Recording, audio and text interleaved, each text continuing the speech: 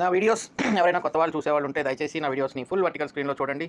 ఇక్కడ క్లిక్ చేస్తే మీకు ఫుల్ మొబైల్ వర్టికల్ స్క్రీన్లో వస్తుంది. హారిజాంటల్ స్క్రీన్లో చూడకండి. దయచేసి ఫుల్ వర్టికల్ స్క్రీన్లో చూడండి ప్లీజ్. తర్వాత ఈ కంప్లీటెడ్ యూనిట్ 3లో we completed advent of the Europeans, Andhra and the company.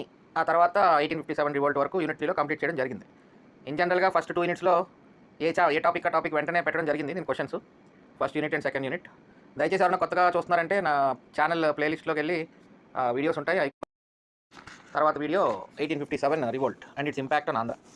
Okay, as usual I will not mark the answers, I will spell the answers so that మీకు ఇది క్వశ్చన్ ప్రాక్టీస్ కింద ఉంటుంది. మళ్ళీ తిరిగి ఈ క్వశ్చన్స్ చూసినప్పుడు పీడిఎఫ్ ఫార్మాట్లో కానీ లేదా వీడియో చూసినప్పుడు మ్యూట్ చేసుకుంటే మీకు క్వశ్చన్ ప్రాక్టీస్ కింద ఉంటుంది. Okay, India's trade link question number 1. India's trade links with Europe can be traced back to the ancient days of the Greeks.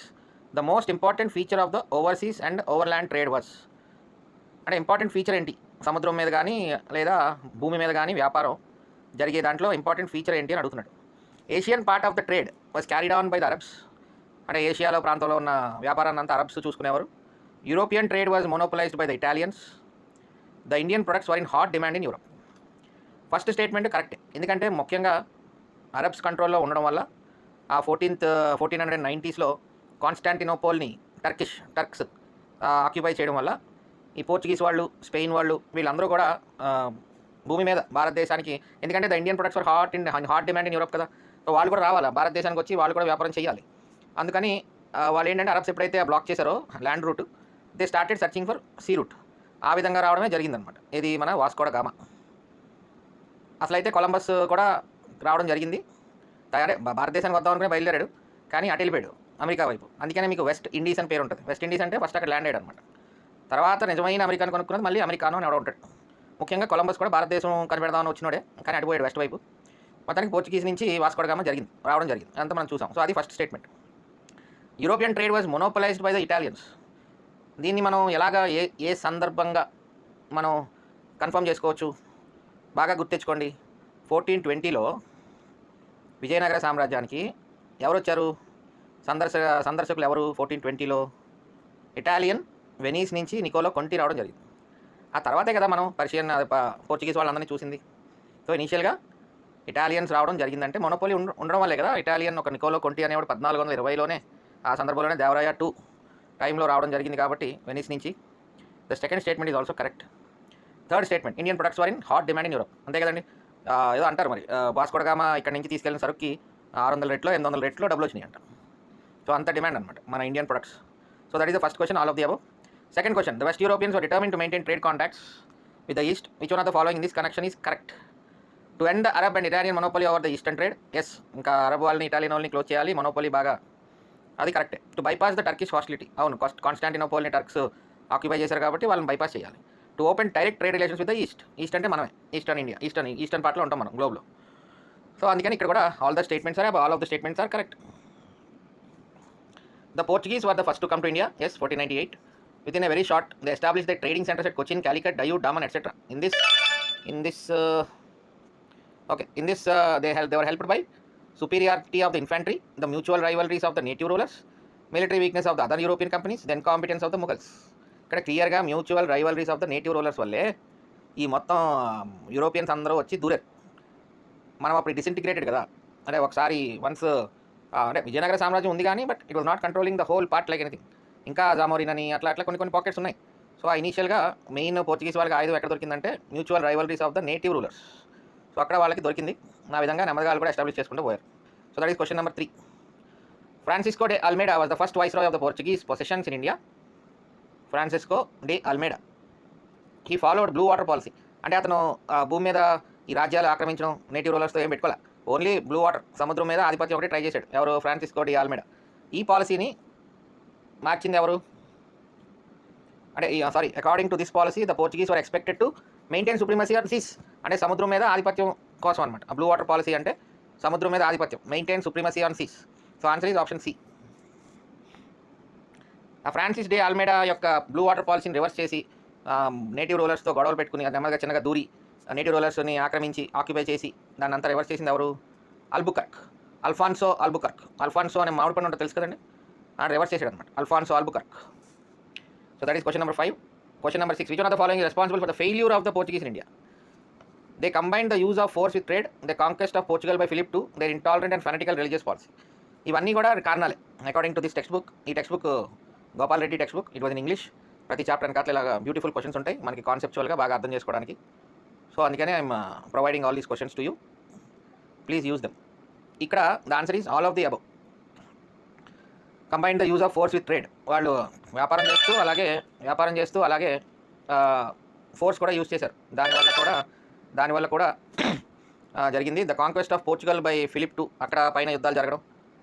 అలాగే their intolerant and fanatical religious policy. వాళ్ళు intolerant అనమాట, not so అంటే సమానత్వం అలాంటివి ఏం లేవు వాళ్ళకి. So ఆ విధంగా the answer is all of the above. The Dutch settlements in Andhra were. నేను ఒకసారి డిస్కస్ చేశాను చూడండి టెక్స్ట్ బుక్లో, ఇంగ్లీష్ టెక్స్ట్ బుక్లో నర్సీపట్నం ఉంది. That was not Narsipatnam, it was Narsapur అని చెప్పి నేను చెప్పడం జరిగింది. నర్సీపట్నం ఈజ్ ఇన్లాండ్, అది agency area. Narsapur was on the Coast. So ఇక్కడ డచ్ సెటిల్మెంట్స్ ఏంటంటే మసూలా అంటే మన Machilipatnam and Narsapur were the Dutch settlements in Andhra.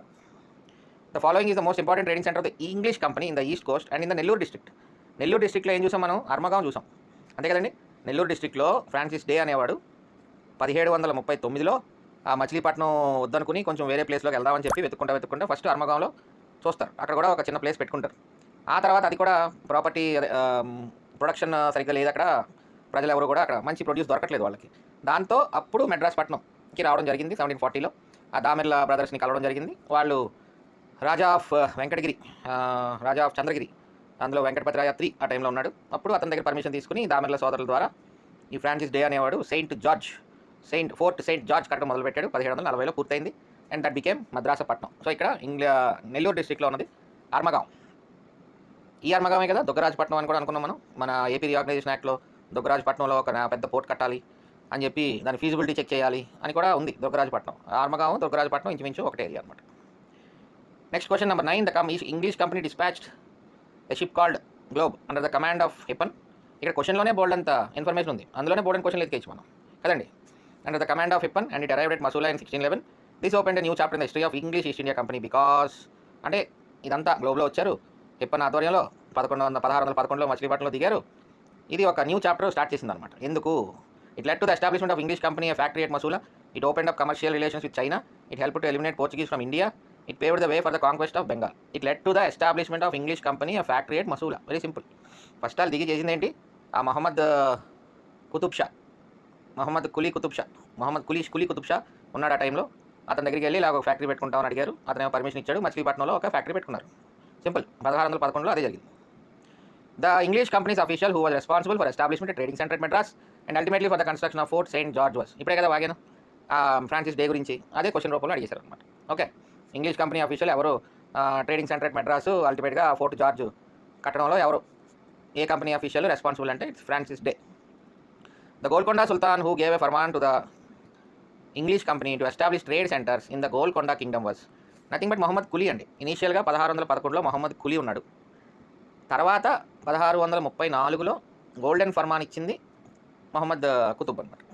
అందుకని 1611లో 1611లో it's Mohammad Quli who gave farman to establish trade centres for English company. మళ్ళీ ఇందాక same question, who was the ruler of Chandragiri that help the English company to establish a factory at Madras. Ruler of Chandragiri ఇక్కడ యాక్చువల్గా దామెర్ల వెంకటాద్రి అని ఉంది answer. ఇది దామెర్ల బ్రదర్స్ అనమాట. వెంకటాద్రి అయ్యప్ప వీళ్ళిద్దరు brothers. Chennappa ఏమో తండ్రి. రూలర్ ఆఫ్ చంద్రగిరి అనడం కంటే ఇంత క్వశ్చన్ మస్ట్ బి డిఫరెంట్. అంటే బహుశా ఏరియా చంద్రగిరి డొమినియన్ అంటారు కదా, సో దాని రూలర్ అనమాట. Damerla Venkatadri is the ruler of Chandragiri dominion. Damerla Ayyappa is his brother. ఈ అయ్యప్ప అని వెంకటాద్రి ఇద్దరు బ్రదర్స్. తండ్రి పేరు చెన్నప్ప. అందుకని మద్రాసుపట్నం ఆల్రెడీ ఎగ్జిస్టింగ్ దేర్, గ్రామం కింద. వీళ్ళు ఫ్రాన్సిస్ డే ద్వారా అక్కడ 1640లో ఫోర్ట్ సెయింట్ జార్జ్ కట్టగానే ఇంకా చాలామంది వీవర్స్ అక్కడికి వచ్చి సెటిల్ అవడంతో అక్కడ మద్రాసుపట్నం పక్కనే ఇంకొక గ్రామం వెలిసింది. దానికి చెన్నపట్నం అని కొత్తగా పేరు పెట్టారనమాట వాళ్ళ తండ్రి పేరు మీద. సో ఇక్కడ Damerla Venkatadri and Damerla Ayyappa were brothers. Damerla Chennappa was their father. So అది question answer. The first French settlement in Andhra మచిలీపట్నమే, నేను డౌట్ ఏం లేదు. ఇంకా ఆ తర్వాత they spread to Yanam, Narsapur, Pulicat. అల్టిమేట్గా పులికాట్లో బాగా ఫ్రెంచ్ ఇన్ఫ్లుయెన్స్ ఉంటుంది, అక్కడ సెటిల్ అయిపోయింది ఫైనల్గా. ఇంకా అలాగే యానంలో కూడా మా కాకినాడ పక్కనే ఉంటుంది Yanam. Still we feel the presence of French there. Still యానంకి వెళ్తే మీకు పోలీస్ డ్రెస్ అంతా పొడుగు టోపీలు. And many people in Yanam have contacts with France. Yanam నుంచి ఫ్రాన్స్ వెళ్ళి ఉద్యోగాలు చేసుకుని వెనక్కి రావడం, ఇండియాలో ఒక 3 months ఉండడం, మళ్ళీ 9 months ఫ్రాన్స్ వెళ్ళిపోవడం. still going on. The English East India Company established, question number 14. The English East India Company established its center at Masula. What made them to abandon it very soon? చెప్పాను కదండి, అక్కడ మసూలీపట్నంలో కొంచెం గొడవలు రావడంతో they want to search another good port. దాంతో Francis Day బయలుదేరాడు అనమాట. ఇక్కడ ఏంటంటే answer vexatious duties and taxes levied on it by the local officials. అంటే గోల్కొండ సుల్తాన్కి ఏమీ సంబంధం లేదు, కానీ ఇక్కడ లోకల్గా ఉన్నవాళ్ళు ఇంగ్లీష్ వాళ్ళని బాగా ఇబ్బంది పెట్టడంతో ఈ ఫ్రాన్సిస్ డే అనేవాడు బయలుదేరి నెమ్మదిగా ఫస్ట్ అర్మగాం అక్కడ ఎస్టాబ్లిష్ చేయడం, అక్కడేమో వాళ్ళకి అనుకూలంగా వ్యాపారానికి అనుకూలంగా లేకపోవడం, దాన్ని అబాండన్ చేయడం, ఆ తర్వాత మద్రాసుపట్నం వెళ్ళడం. అది లింక్. తర్వాత మోతుర్ఫా ఇండికేట్స్. మనకి నేను చేసిన వీడియోలో ఒక క్వశ్చన్, గ్రూప్ 2 క్వశ్చన్ వచ్చింది 2008 and 11లో. ఈ పర్టికులర్ బుక్లోంచి మీకు చాలా క్వశ్చన్స్ వచ్చినాయి అని చెప్పాను. If you want to check them, ఆ వీడియో క్వశ్చన్లో ఉన్న ఆప్షన్స్ ఇక్కడ ఆప్షన్స్ చూడండి. మోతుర్ఫా అంటే nothing but tax on looms. Actually మా అబ్బాయి టైప్ చేసాడు ఇది, ఈ క్వశ్చన్స్ అన్ని. పాప ఈ సమ్మర్ హాలిడేస్ అంతా fought on the banks of Adyar. ఇది మనం టచ్ చేయలేదు, ఎందుకంటే ఈ సెయింట్ థోమ్ అనేది it was belonging to Madras area. So మనకి ఇండియన్ హిస్టరీలో ఉంటుంది, కానీ ఇది మనకి తెలుగు మన ఆంధ్ర హిస్టరీలో అంత రిలవెంట్ కాదు. But somehow this question came up. So the answer is here. It revealed the Indian pike was superior to western market. Answer is it revealed that the Indian pike was superior to western musket and musket అంట, MUSKET, western musket. Market కాదు, musket అని ఉంది ఇక్కడ text బుక్లో. So the answer is it revealed that the Indian pike was superior to western mascot.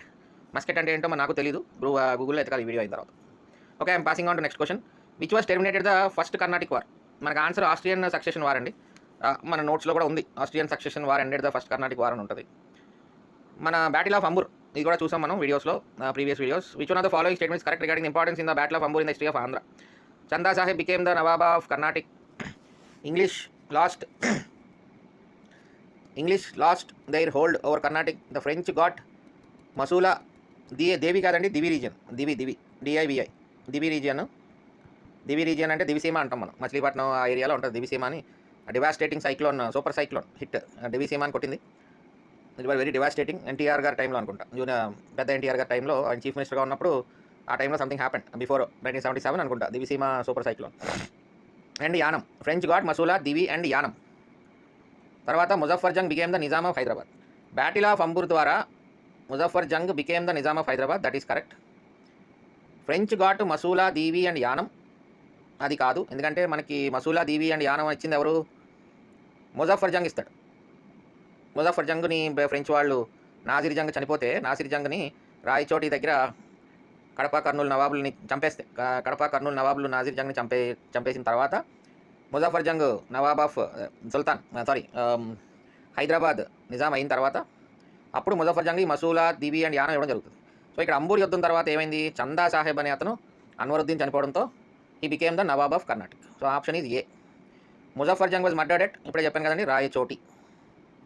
Now the battle of Bobbili fought in the year 757. It is one of the famous episodes in the history of Andhra. The importance of the battle is that, importance ఏంటి? ఆ battle యొక్క importance ఏంటి? The English became supreme in the coastal region. The Zamindars became independent. Vijayaramaraju lost his life in that battle.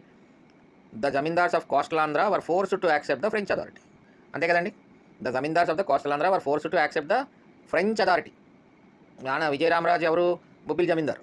వీళ్ళిద్దరు ఈ French బుస్సీని Bobbili జమీందారు విజయరామరాజు బొబ్బిలి జమీందారు కాదు, విజయనగరం జమీందారు విజయరామరాజు కలిసి బొబ్బిలి మీద యుద్ధం చేస్తారు. ఆ బొబ్బిలి యుద్ధంలో రంగారావు అనే ఆయన జమీందారు చనిపోతాడు.